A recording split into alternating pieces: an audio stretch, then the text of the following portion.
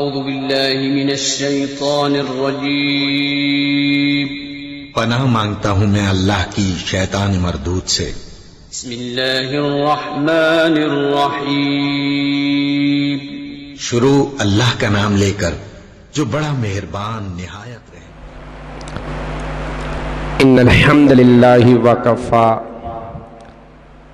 والصلاة والسلام علی من لا نبی بعد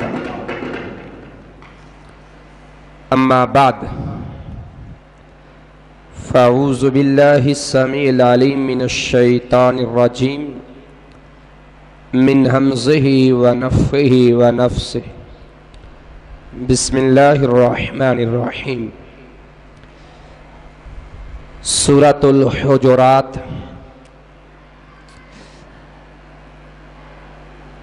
آج اس سورہ مبارکہ کی آیت نمبر 9 اور 10 کا ترجمہ اور تفسیر بیان ہوگا۔ پہلے آیت نمبر 9 کا لفظی اور با محاورہ ترجمہ اور اس کی تفسیر، اور پھر آیت نمبر 10 کا لفظی اور با محاورہ ترجمہ کے ساتھ تفسیر بیان کریں گے۔ آیت نمبر 9 کا کچھ حصہ ہم نے کل پڑھا تھا، لیکن دوبارہ پوری آیت اللہ رب العزت اس آیت کریمہ کے اندر جو بات بیان کر رہے ہیں وہ بڑی اہم اور سمجھنے والی ہے۔ فرمایا وَإِن طَائِفَتَانِ مِنَ الْمُؤْمِنِينَ اقْتَتَلُوا فَأَصْلِحُوا بَيْنَهُمَا فَإِن بَغَتْ إِحْدَاهُمَا عَلَى الْأُخْرَى فَقَاتِلُوا الَّتِي تَبْغِي حَتَّى تَفِيءَ إِلَى أَمْرِ اللَّهِ فَإِن فَاءَتْ فَأَصْلِحُوا بَيْنَهُمَا بِالْعَدْلِ وَأَقْسِطُوا إِنَّ اللَّهَ يُحِبُّ الْمُقْسِطِينَ۔ واو اور ان اگر طائفتانی دو گروہ، دو جماعتیں، من المؤمنین ایمان والوں کی، ایمان والوں میں سے، اقتتلوا آپس میں لڑ پڑیں، فاصلحوا تو صلح کروا دو، بینہما ان دونوں کے درمیان۔ یہ کل لفظی ترجمہ اور با محاورہ ہو چکا ہے، اس لیے میں اس کی تفصیل مزید نہیں، صرف ترجمہ اس کا با محاورہ کر دیتا ہوں۔ اور اگر ایمان والوں کے دو گروہ، اور اگر ایمان والوں کے دو گروہ آپس میں لڑ پڑیں تو دونوں کے درمیان صلح یا صلح کرا دو۔ اس کے اوپر کل ہم نے کچھ باتیں کی کہ اس جملے سے اور اس پوری بات سے یہ بات سمجھ میں آتی ہے کہ مسلمان آپس میں لڑ سکتے ہیں، ایمان والوں میں آپس میں لڑائی ہو سکتی ہے، لیکن اس لڑائی کا قطعاً یہ مطلب نہیں ہے کہ وہ دائرہ اسلام سے خارج ہو جاتے ہیں، دونوں یا دونوں میں سے ایک۔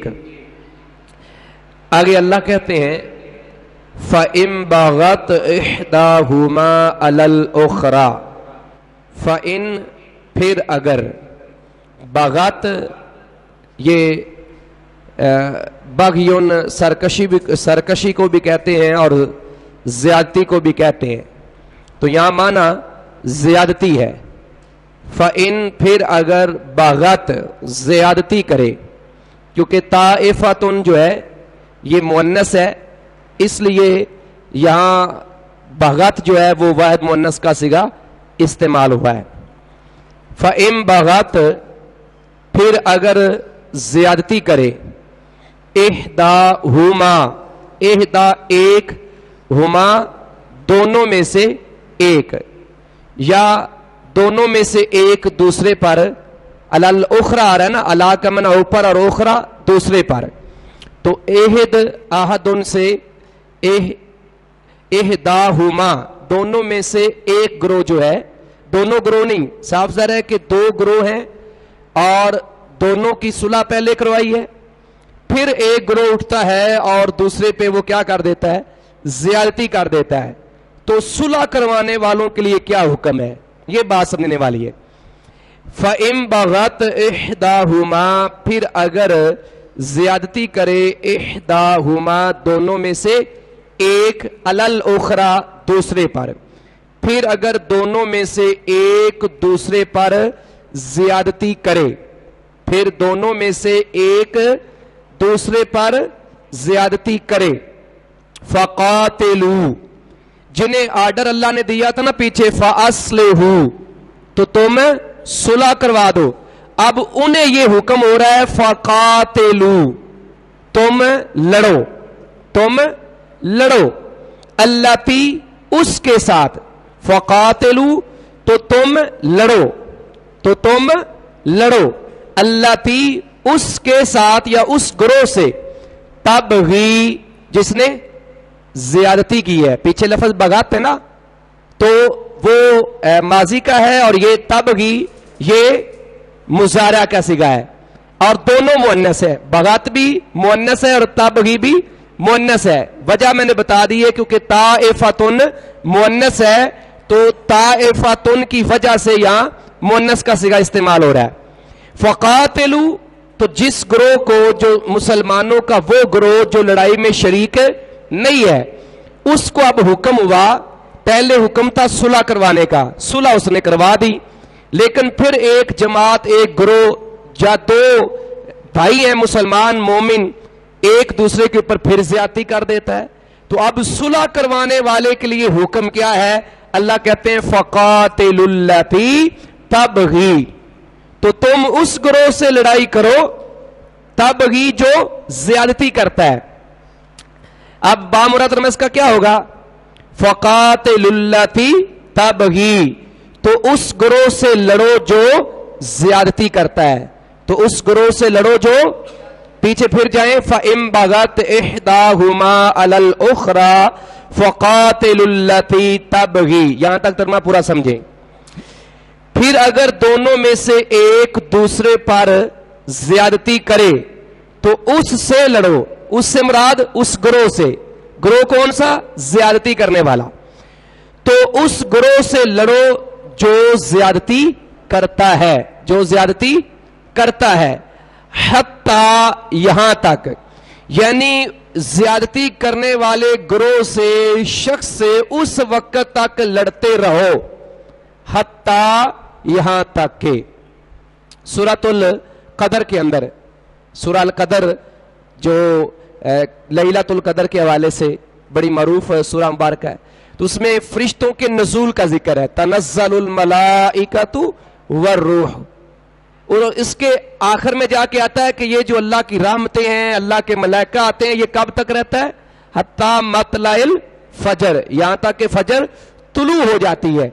تو یہاں بھی یہ بات ہے حتیٰ کسی چیز کی ایک حد تک, تو اس وقت تک آپ لڑتے رہیں, کب تک, حتیٰ تفیء الی امر اللہ, حتیٰ کا معنی یہاں تک, اور تفیء وہ گروہ وہ جماعت لوٹ آئے, وہ گروہ وہ جماعت وہ شخص زیادتی کرنے والا پلٹ آئے, لوٹ آئے, الی طرف امر اللہ, اللہ کے امر کی طرف, اللہ کے حکم کی طرف.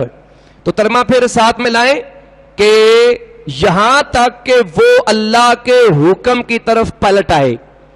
دو گروہ آپس میں لڑے, تیسرے نے صلح کروائی, اس کے باوجود وہ جو لڑنے والے دو گروہ تھے ان میں سے ایک نے پھر زیادتی کی.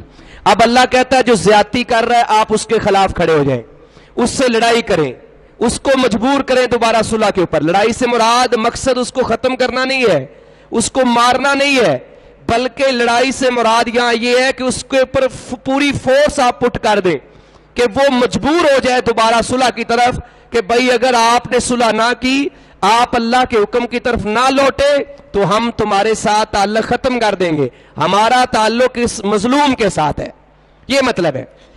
फरमाया यहां तक कि वो अल्लाह के हुक्म की तरफ पलट आए।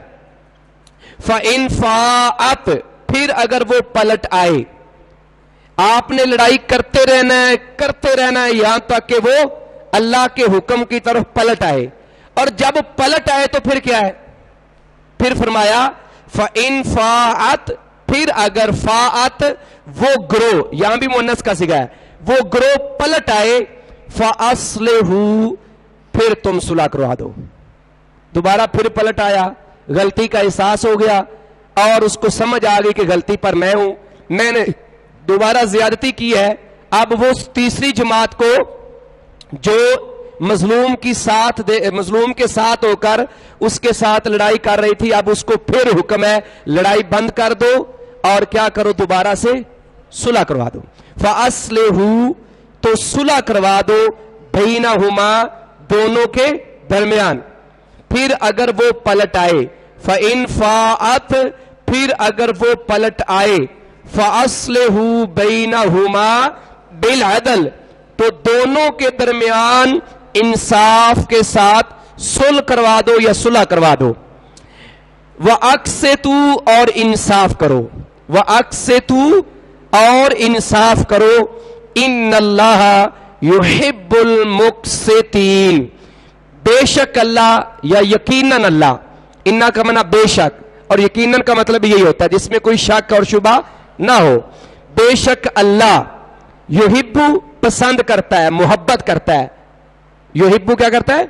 मोहब्बत करता है या पसंद करता है, एक ही माना है। बेशक अल्लाह मोहब्बत करता है किससे? अल मुक़सितीन, इसमें फाइल का सिगा और जमा का सिगा है। मुक़सितुन एक इंसाफ करने वाला और मुक़सितीन ज्यादा यानी जमा, इसमें फाइल का सिगा है। बेशक अल्लाह इंसाफ करने वालों से मोहब्बत करता है, बेशक अल्लाह इंसाफ करने वालों से मोहब्बत करता है। अब इस आयत की तफसीर की तरफ हम चलते हैं। पहली बात तो बड़ी वाज़ेह और क्लियर है कि दो मोमिनों के ग्रोह में लड़ाई हो सकती है, इसमें कोई ऐसी बात नहीं है। रसूलुल्लाह सल्लल्लाहु अलैहि वसल्लम के दौर में भी हल्की फुल्की लड़ाइयां हुई हैं, लेकिन इस लेवल की नहीं कि आपस में कत्ल गारत हो जाए। इस्लाम के अंदर या नबी अलैहिस्सलाम की जिंदगी के बाद जो इस लेवल की लड़ाई हुई है वो मैं कल भी मिसालें दे चुका हूं।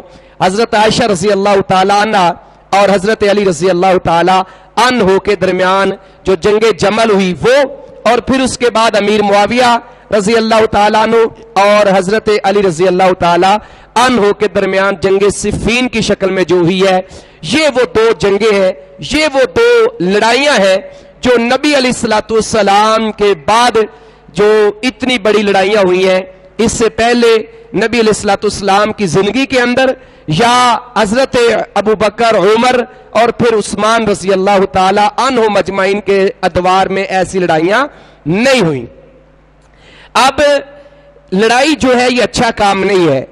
लड़ाई से इंसान, कल मैं ये बता चुका हूं कि खवारिज ने ये फतवा और ये मौक़िफ़ इख्तियार किया कि भाई ये ग्रोह दोनों जो हैं वो दायरा इस्लाम से खारिज हो गए, जबकि लड़ाई करने से, गुनाह करने से इमाम बुखारी और दीगर अइम्मा इकराम का यही मौक़िफ़ है और अहले सुन्नत का भी यही मौक़िफ़ है कि इंसान गुनाहगार जरूर होता है लेकिन वो मुकम्मल तौर पर ईमान से या इस्लाम से खारिज नहीं होता। उसके ऊपर मैंने कल एक दलील भी पेश की कि कुछ जो वज़्ज़ा हदीस करने वाले लोग हैं उन्होंने कुछ ऐसी बातें भी घड़ी जिसके ऊपर इमाम बुखारी ने बड़ा सख्ती का इजहार किया, बल्कि ऐसे शख्स को सजा देने का इजहार किया।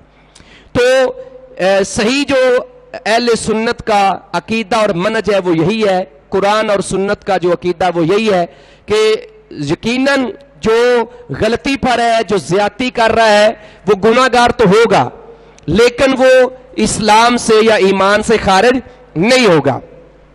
अब अलबत्ता नबी अलैहिस्सलाम ने लड़ाई को भी एक कुफर की शक्ल जो है वो दी है कि किसी मुसलमान के साथ लड़ाई करना ये भी एक कुफर की शक्ल है। जिस तरह सही बुखारी किताबुल ईमान के अंदर अल्लाह के नबी अलैहिस्सलाम का फरमान है कि सबाबुल मुस्लिमी फुसूकुन, मुसलमान को गाली देना ये फिसक है। फिसक का माना गुनाह का काम है। और आगे फरमाया व कितालुहु कुफ्रुन, اور اس کو قتل کرنا کفر ہے. تو اس کفر سے مراد دائرہ اسلام سے خارج نہیں ہونا. یہ میں کل بھی اس کی مثال دے چکا ہوں.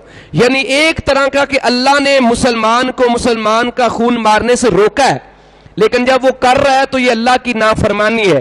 تو کفر بمعنی انکار ہے کہ اللہ کے اس واضح ایک حکم کا انکار کیا تو گناہ گار ہوا ہے، لیکن وہ دائرہ اسلام سے خارج نہیں ہوا. اسی طرح ایک دوسری حدیث میں آتا ہے، نبی علیہ الصلوۃ والسلام نے فرمایا کہ لا ترجعوا بعدی کفارا، میرے بعد تم جو ہے وہ دوبارہ کفر میں نہ چلے جانا. مطلب ہے کیا ہے؟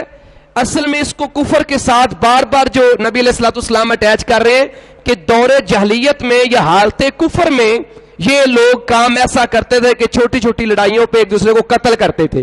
تو اگر اسلام لانے کے بعد بھی، مومن ہونے کے بعد بھی تم ایسا کرو گے تو گویا ایک کافروں والا کام کر رہے ہو. تو یہ مطلب ہے کہ لا ترجعوا بعدی کفارا، کہ میرے بعد تم دوبارہ کفر میں نہ چلے جانا. اور کفر کیا ہوگا؟ یضرب بعضکم رقاب بعض، کہ تمہارا بعض کی گردنوں کو مارے گا، قتل کرے گا. تو یہ ایک کفر والا کام ہے. کافروں کی یہ روش ہے کہ آپ کافروں والا طریقہ اپناتے ہیں جب آپ اپنے بھائی کو قتل کرتے ہیں، اس سے لڑائی کرتے ہیں.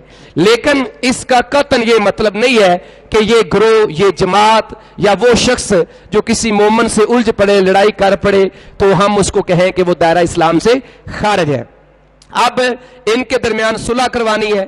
صلح کروانے کے بعد اگر ایک گروہ پھر زیادتی کرتا ہے تو پھر تیسرے گروہ کی ذمہ داری ہے جس نے صلح کروائی ہے وہ مظلوم کا ساتھی بن جائے، ظالم کے خلاف کھڑا ہو جائے. جس طرح صحیح بخاری کی بڑی مشہور حدیث ہے، نبی علیہ الصلوۃ والسلام نے فرمایا انصر اخاک ظالما او مظلوما، اپنے بھائی کی مدد کر چاہے وہ ظالم ہو اور چاہے وہ مظلوم ہو. صحابہ کرام رضوان اللہ علیہم اجمعین کہتے ہیں کہ ظالم مظلوم کی مدد کرنا تو سمجھ میں آتا ہے کہ ہم اس کے ساتھی بن جائیں، اس کی مدد کریں، اس کے ساتھ تعاون کریں، لیکن ظالم کی مدد کیسے کریں؟ تو آپ نے اس کی وضاحت میں فرمایا کہ اس کو ظلم سے روکو. تو یہاں جو ہے کہ آپ ظالم کے خلاف کھڑے ہو جائیں، یہاں ظالم کے خلاف لڑنے کا مطلب یہ نہیں ہے کہ آپ بھی تلواریں اٹھا لیں اور اس کو مارنا شروع کر دیں. نہیں، اس کے اوپر پریشر ڈالیں، اس کے ساتھ جتنا آپ کا بس چل سکتا ہے آپ اس لیول پہ جا کے اس کو مجبور کریں کہ وہ دوبارہ اللہ کے حکم کی طرف لوٹ آئے. اور اللہ کا حکم کیا ہے؟ کتاب اللہ ہے اور سنتے رسول ہے. کتاب اللہ ہے، اللہ کے نبی علیہ الصلوۃ والسلام کی حدیث ہے کہ قرآن اور سنت کے مطابق جو پہلے فیصلہ ہوا تھا اور اس فیصلے کے باوجود انہوں نے دوبارہ غلطی کی، زیادتی کی، اب ان کو دوبارہ مجبور کرو، ان کا بائیکاٹ کرو اور مظلوم کے ساتھ کھڑے ہو. جو ظالم کو واضح کہو کہ ہم تمہارے ساتھی نہیں ہیں اگر تم اپنا ظلم بند نہیں کرو گے، اور جس طریقے سے ہو سکتا ہے اس کے اوپر آپ پریشر ڈالو یہاں تک کہ وہ دوبارہ اللہ کے حکم کی طرف لوٹ آئے. اللہ کے حکم کی طرف لوٹنے کا مطلب کیا ہے؟ کہ وہ اس بات کو تسلیم کر لے کہ ٹھیک ہے، جو قرآن و حدیث کا، قرآن و سنت کا فیصلہ ہے آپ وہ صادر کر دیں. میں نے زیادتی کی ہے، اس زیادتی کے بدلے میں جو میری سزا بنتی مجھے دے دو. اگر وہ اس بات پہ ایگری ہو جاتا ہے، متفق ہو جاتا ہے، تو تیسرے گروہ کو پھر فوراً آرڈر ہوا کہ اب دوبارہ پھر صلح کروا دو. اچھا، پہلے جب صلح کروائی ہے اس وقت لفظ بالعدلی کے نہیں آئے. وہاں پہلی دفعہ جو صلح کروانے کی بات ہوئی ہے وہاں اللہ نے یہ نہیں کہا کہ فَأَصْلِحُوا بَيْنَهُمَا بِالْعَدْلِ وَأَقْسِطُوا. کیوں؟ وجہ کیا ہے؟ وجہ سادہ سی ہے کہ پہلے جب صلح کروائی ہے تو اس وقت مثلا یہ دو جماعتیں، میں ایک تیسرا فریق ہوں، تو میرے دل کے اندر میرے دونوں کی قدر برابر ہے. اب جب میں نے صلح کروائی تو اس گروہ نے دوبارہ زیادتی کی اور میں ان کا ساتھی بن گیا، ان کی مخالفت میں کھڑا ہو گیا. انہوں نے پھر تسلیم کیا کہ ہم لڑائی نہیں کریں گے، جھگڑا نہیں کریں گے، آپ ہماری صلح کروا دیں. اب یہاں اللہ نے کیوں کہا کہ بالعدلی واقسطوا؟ سیدھی سی بات ہے، اس لیے کہا کہ میرے دل میں انسانی فطرت ہے نا، تو میرے دل میں ایک غصہ ہے، ایک رنجش ہے کہ یار میں نے پہلے ان کی صلح کروائی، انہوں نے بات مان لی اور انہوں نے بات، یہ اکثر آپ دیہاتوں میں چلے جانا تو کوئی بڑے جو وڈیرے جن کو کہتے ہیں وہ کسی دو گروہ کی صلح کروا دے نا تو ایک اس کی بات نہ مانے تو اگلی دفعہ آئے نا تو وہ کہنا انہیں پہلے گل نہیں مننی انہیں دے خلاف ہی فیصلہ دینا ہے. یہ اکثر ہو جاتا ہے. تو یہ انسانی فطرت ہے. اللہ تعالیٰ نے انسانی فطرت کو کیونکہ وہ سب سے زیادہ جانتا ہے اس لیے اللہ تعالیٰ کی وہ دور اندیشی اور وہ اللہ کا علم کہ اللہ کو پتہ ہے کہ انسان نہ چاہتے ہوئے بھی کہیں ڈنڈی نہ مار دے اور میرے دل میں کہیں یہ چیز فیصلہ کرتے ہوئے نہ آ جائے کہ انہوں نے پہلے بھی بات نہیں ماننی اب ذرا ان کو تھوڑا سا میں جھٹکا لگواؤں گا تو نیکسٹ یہ کام الٹا نہیں کریں گے. اس لیے اللہ نے یہاں لفظ بولا ہے بالعدل. جب فیصلہ دوبارہ کرنا ہے دوسری دفعہ تو انصاف کرنا ہے. یہ سیدھی سی بات ہے. آپ نے بے انصافی نہیں کرنی, ایک سائیڈ نہیں لینی. آپ کے دل میں جو غصہ ہے رنجش ہے اس کو پسے پشت ڈالتے ہوئے ایک سائیڈ پر رکھتے ہوئے آپ نے یہ دیکھنا ہے کہ قرآن اور سنت کا فیصلہ کیا ہے, قرآن اور حدیث کیا کہتا ہے. آپ نے اس وقت عدل سے کام لینا ہے. اور پھر ساتھ کہا وَأَقْسِطُوا اور انصاف کرو. پہلے بھی کہا عدل کرو انصاف کرو اور دوسری دفعہ پھر کہا. اس کا مطلب ہے کہ اس کی اہمیت بہت زیادہ ہے کہ بالکل ایک ذرہ برابر بھی ایک تمہارے دل کے اندر یہ بات نہ آئے کہ میں نے ان کے خلاف فیصلہ دینا ہے, بلکہ میرٹ کے اوپر اور قرآن اور حدیث کی روشنی میں آپ نے فیصلہ دینا ہے. آپ نے کسی کے ساتھ زیادتی نہیں کرنی. یہ بات اس لیے اللہ نے کی ہے. اور ساتھ اللہ نے پھر یہ بھی بتا دیا کہ آپ کے دل میں جتنا بھی غصہ ہے رنجش ہے جو بھی دل میں بات آئی ہے یقینی بات ہے انسانی فطرت آ جاتی ہے, لیکن ساتھ اللہ نے ایک بڑی اہم بات کہہ کے انسان کو مطمئن کر دیا اور وہ کیا ہے ان اللہ یحب المقسطین.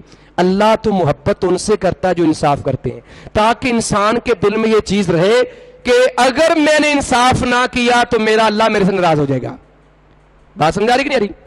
تو بالکل سیدھی سادی بات اللہ نے کر دی ہے کہ یہ میرے اور انسان جو ہے وہ لالچی ہے, یہ بھی ایک فطرت میں شامل ہے. تو جب انسان ایمان والا ہوگا تو اس کے لالچ میں سب سے پہلے اللہ کی محبت ہوگی,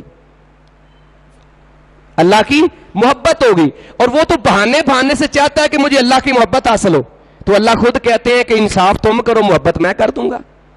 تو عدل و انصاف کرنا یہ بڑی اہم چیز ہے. آج کے دور کے اندر اس کے اوپر امپلیمنٹیشن کیسے ہو سکتا ہے, کیونکہ ہم دور حاضر کی بات کر رہے ہیں, اس وقت تو یہ معاملہ آ گیا. آج کے دور میں کیسے ہو سکتا ہے؟ اس کی دو تین جہتیں بن سکتی ہیں, صورتیں بن سکتی ہیں.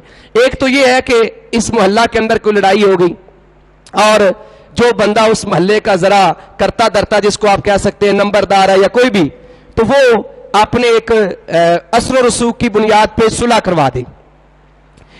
اب لڑائی ہوئی لیکن محلہ میں ایسا کوئی بھی بندہ نہیں, چودھری آپس میں لڑ پڑے. صلح کروانے والا غریب بیچارہ تو وہ تو بولے گا نہیں, اس کو پتا میں اندر گیا تو مجھے بھی ٹپکا دیں گے. اب اس صورت میں کیا ہے کہ حکومتی لیول پہ حکومت اس کے اندر انوالو ہو, ریاست اس کے اندر انوالو ہو کہ ان کے درمیان میرٹ کے اوپر فیصلے کرے. لیکن مسئلہ یہی ہے کہ ہمارے ہاں جو حکومتی سطح پہ عدالتی سطح پہ یا تھانے اور کچہریوں کے اندر فیصلے ہوتے ہیں وہاں بھی انصاف بہت کم ہوتا ہے. اگر یہ انصاف کی بنیاد پہ انصاف کے اوپر فیصلے ہونے شروع ہو جائیں تھانوں اور کچہریوں کے اندر تو یہ معاملات اتنے خراب نہ ہوں.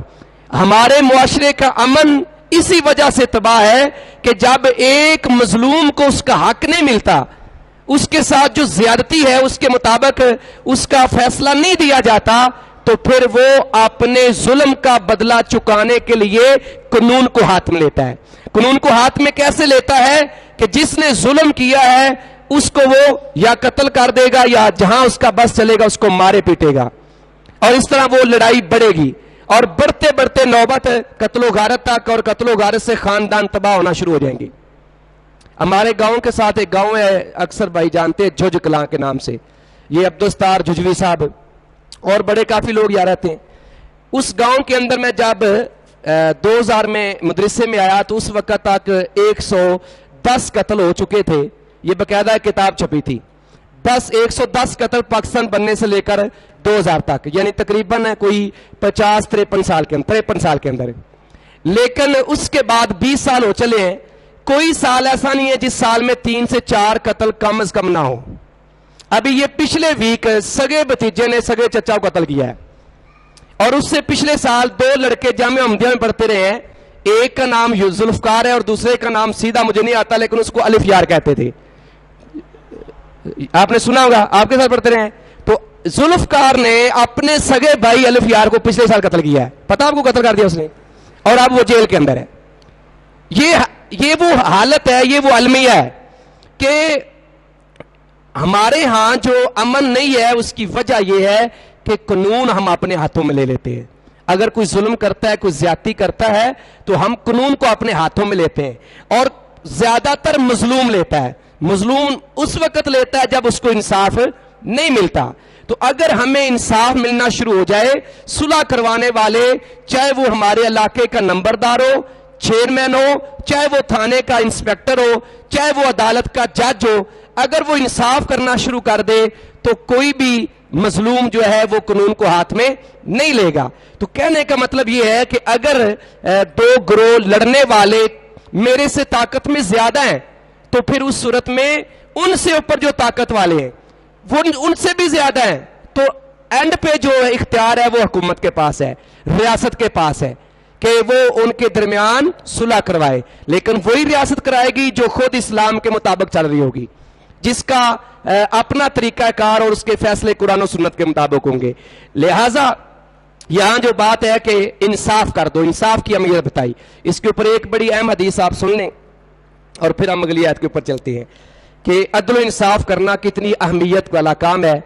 जो आदिल हुक्मरान होता है उसके बारे में नबी इस्लाम का फरमान है, सही मुस्लिम की हदीस है, अबू हुरैरा रज़ी अल्लाह तआला अन्हु इसके रावी हैं, सबअतुन युज़िल्लुहुमुल्लाहु फी ज़िल्लिही यौम ला ज़िल्ला इल्ला ज़िल्लुहु, कि 7 किस्म के लोग ऐसे, 7 लोग नहीं, बाद लोग तर्जुमा करते होते कहते हैं कि 7 लोग, 7 किस्म के लोग, एक किस्म में हजारों नहीं, करोड़ों नहीं, अरबों हो सकते हैं एक किस्म के अंदर। अगर उस कैटेगरी में वो फाल कर रहे हैं तो वो सारे उसमें आ जाएंगे। तो 7 किस्म के लोग अल्लाह के साए के नीचे खड़े होंगे जिस दिन किसी चीज का साया नहीं होगा। तो उसमें पहला नंबर जो है नबी इस्लाम ने फरमाया इमामुन आदिलुन, अदल करने वाला हुक्मरान। अगर वो अदल के ऊपर काम करता है, वो उमर फरूक बनता है, उमर बिन अब्दुल अजीज के नक्शे कदम पर चलता है, तो अल्लाह फरमाते, अल्लाह के नबी फरमाते हैं सल्लल्लाहु अलैहि वसल्लम कि वो अल्लाह के साए के नीचे खड़ा होगा। और एक रिवायत में आता है नूर के मिंबरों पे अल्लाह इनको बैठाएगा। अंबिया भी रशक करेंगे कि ये कौन से लोग आ गए हैं कि जो नूर के मिंबरों पर बैठे हुए। तो हुक्मरानी करना तो बड़ा यानी चाह सबको होता है, लेकिन उसके जो जिम्मेदारियां हैं और जो उसके लवाजमात हैं वो कोई कोई पूरा करता है। अगली बात के ऊपर हम चलते हैं। फिर अल्लाह ताला ने इसी बात के साथ मिलती जुलती बात की है, इन्नमल मुमिनूना इख्वा। इसका ताल्लुक इस आयत के साथ जुड़ा हुआ है। लड़ाई हो गई है, जो कुछ भी हो गया है, और इंसाफ करने वालों को भी इसके अंदर इशारा है और लड़ने वालों के लिए भी इशारा है कि जो कुछ भी हो है तो फिर भी तुम भाई भाई। रिश्ता अखुवत याद दिलाया कि भाई सारा कुछ इख्तलाफात सब कुछ अपनी जगह पे, लेकिन बस आप इतना तो ध्यान दे दें कि एंड पे रिजल्ट क्या है कि यार आप भाई भाई हैं, अल्लाह ने आपको भाई भाई बनाया और आप आपस में लड़ रहे हैं। यानी लड़ने वालों को भी इसके अंदर एक नसीहत है और इंसाफ करने वालों को भी नसीहत है, फैसला करने वालों को, सुलह करवाने वालों को भी यही इशारा दिया जा रहा है कि भाई तेरे फिर भी वो दोनों भाई हैं। इसलिए फरमाया इन्नमल मुमिनूना इख्वा, मोमन तो भाई ही है, इसके अलावा कुछ है ही नहीं। मोमन सिर्फ भाई है, इसके सिवा और कुछ नहीं ताल्लुक है। और क्या हमारा रिश्ता है भाई? आप में से किसी का मेरे साथ कोई ब्लड रिलेशन नहीं है, और हम यहां इकट्ठे हैं, जमा है किस बुनियाद पे? ईमान की बुनियाद पे, इस्लाम की बुनियाद पे। तो यही रिश्ता सबसे ज्यादा मजबूत है। इसलिए फरमाया इन्नमल मुमिनूना इख्वा, मोमन तो भाई ही है। इन्नमा कलमा हसर है, किसी चीज के अंदर तखसीस पैदा करने के लिए किसके सिवा कोई और बात है ही नहीं है। इसलिए फरमाया, जिस तरह फरमाया इन्नमल खम्र वल मैसिर, यानी शराब और जुआ, ये सारी चीजें, और फिर उसके बाद अज़लाम, बुत परस्ती, सारी चीजों का जिक्र करके असल में ये बताया जा रहा है कि ये सब के सब शैतानी और नापाक काम है।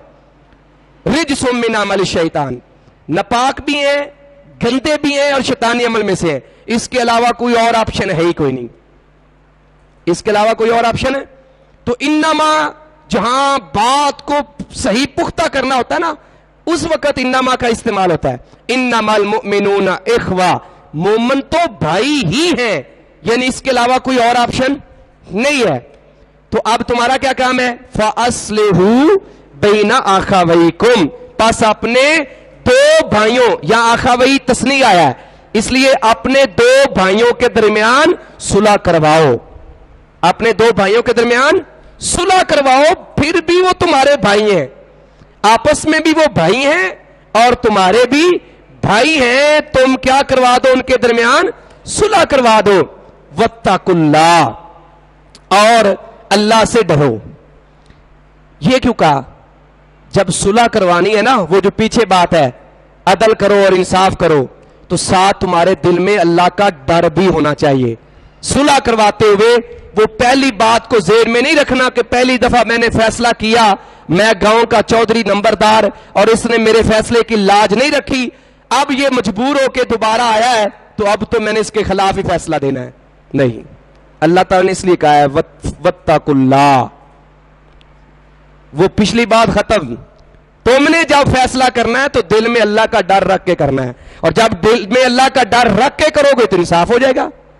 انصاف آٹومیٹیکلی ہو جائے گا کہ بھائی یہاں اگر میں نے غلط فیصلہ دے دیا تو آگے چل کے پکڑا جاؤں گا. اس لیے فرمایا واتقوا اللہ, اور اللہ سے ڈرو, لعلکم ترحمون, تاکہ تم پر رحم کیا جائے, تاکہ تم پر.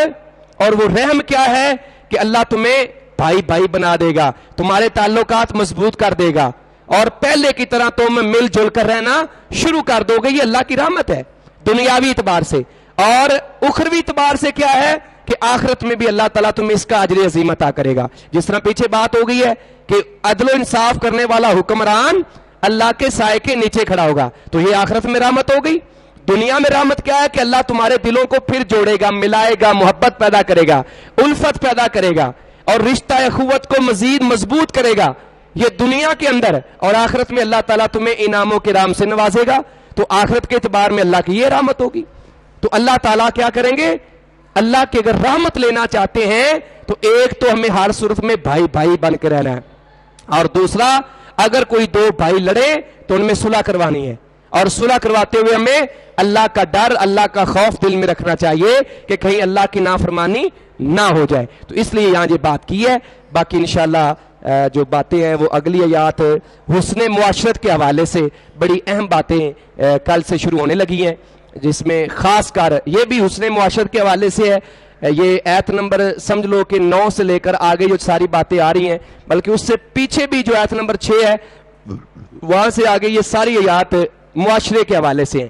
اس سے پہلی آیات میں تو ایک نبی علیہ الصلوۃ والسلام کا ادب اور احترام سکھایا گیا, اور اگلی جتنی بھی اب یہ آیات آ رہی ہیں ان میں حسن معاشرت کہ ایک خوبصورت معاشرہ کیسے تشکیل پاتا ہے, ایک معاشرے کے اندر امن اور سکون کیسے پیدا ہوتا ہے, تو اس حوالے سے یہ بڑی خوبصورت اور کمال کی سورہ مبارکہ ہے.